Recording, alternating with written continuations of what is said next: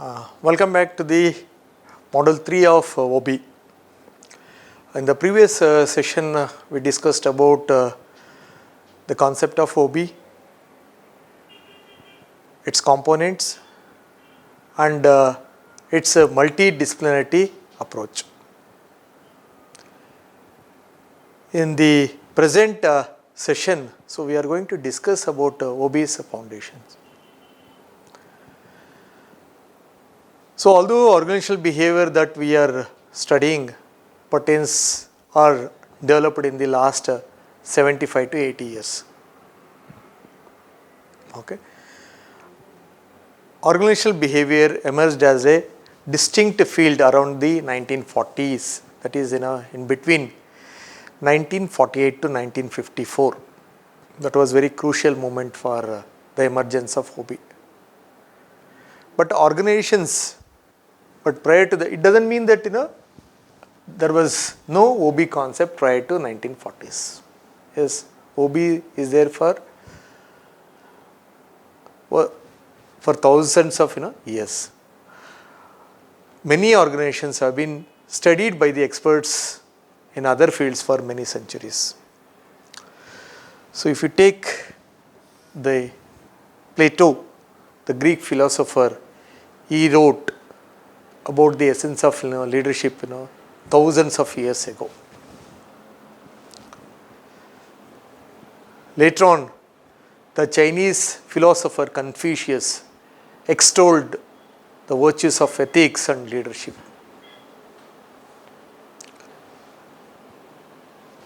The father of economics, Adam Smith, in 1776, he wrote a book called The Wealth of Nations.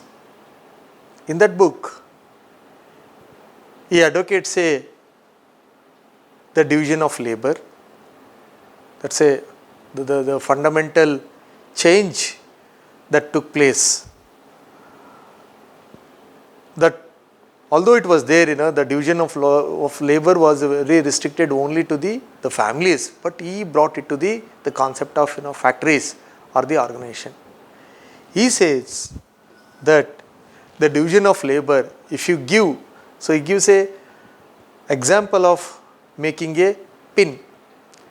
If everybody involves in the same activity, it will not yield any productivity. So he gives an example how to make while producing a pins. So one has to cut the steel wire, and one has to sharpen it, and one has to hit on the head so that it makes a pin. So cutting the steel wire, then sharpening it, hitting the head of the pin, and all it all involves various labors. And with the division of labor, the efficiency has increased many times. So that is why he advocates the division of labor. If everybody does the same work, that leads to the lesser productivity. So this also contributed, the division of labor has contributed immensely to the development of mass scale organizations, mass scale factories, and that is how eventually it led to the development of OB as a separate discipline. Then after Adam Smith, it was Max Weber.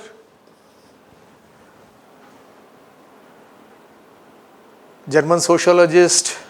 He wrote about rational organizations, and he spoke on the work ethics. Although work ethics was not a new thing, it is there for thousands of years.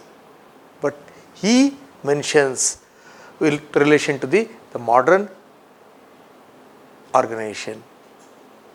So he talks about rational organization, work ethics, and charismatic leadership. Then comes Frederick Winslow Taylor, the father of F.W. Taylor, popularly known as F.W. Taylor, the father of scientific management. He proposed new ways to organize employees and motivate them through goal setting and rewards.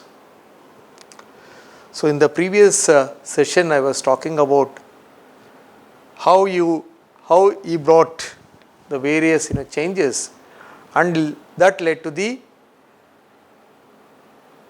increased employee performance and increased employee earnings.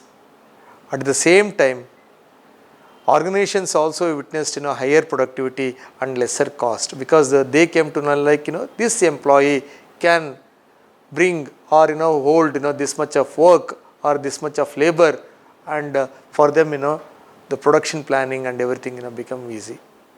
So it was like a win-win situation for employees as well as for the organization, because employees started earning more wages, and organizations also started getting more benefits out of his advocacy on the various the changes.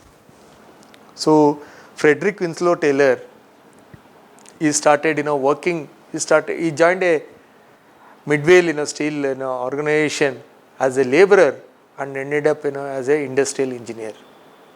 So his contributions, especially to the modern management, are very immense.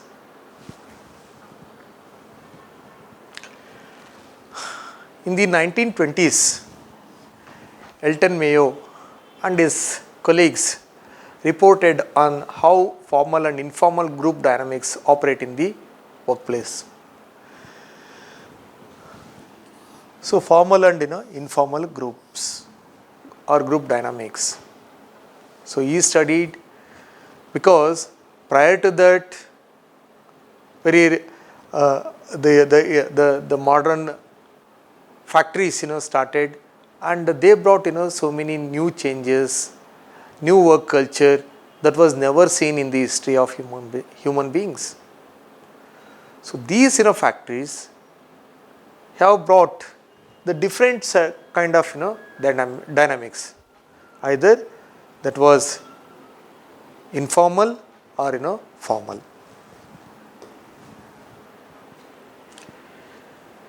During the same time, Mary Parker Follett pioneered new ways of thinking about several OB topics that include constructive conflict,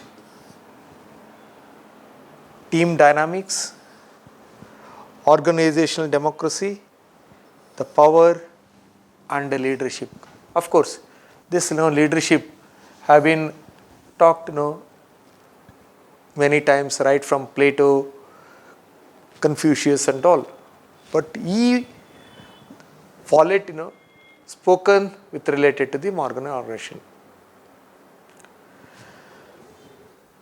So in the factory setup, so many conflicts started emerging. Follett said that any conflict should be constructive, not destructive. The employees' egos or their problems or their rationale should not lead to the destructive way to the organization. It has to be lot more constructive. So of course individual differences or opinions will always be there in any organization, but that doesn't mean that hampers the growth of organization. So Follett said constructive conflict is always essential for the development of an organization. Then team dynamics. As human beings started working in a team in a larger way, like thousands, 2,000, 5,000 people, 10,000 people started in one place. They all used to come from different places, different backgrounds, and forming team dynamics and focusing on that one, studying on that one, as slowly become the focus of the entire organization.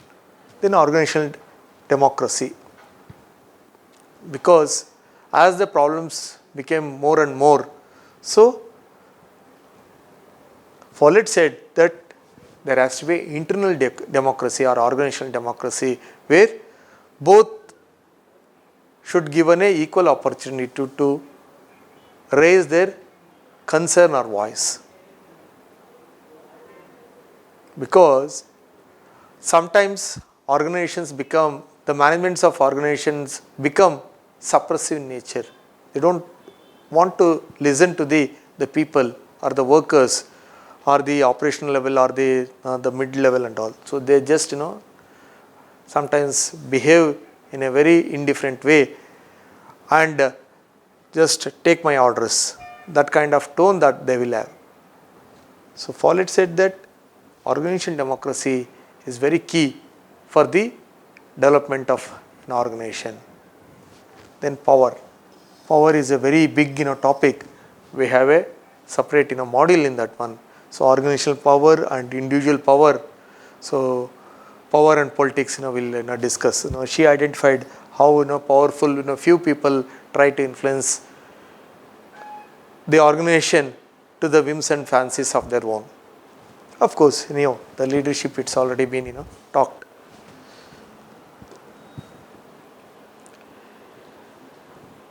A decade later, Chester Bernard wrote insightful views regarding individual behavior,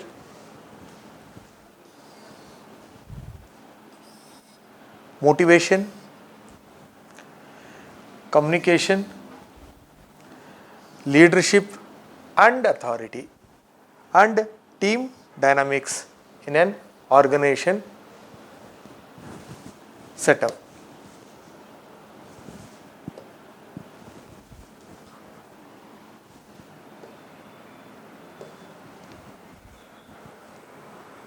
So, individual behavior, motivation, communication, leadership and authority, and team dynamics in organizational setup. So, motivation in the initial years, motivation was limited only to the extent of monetary benefits.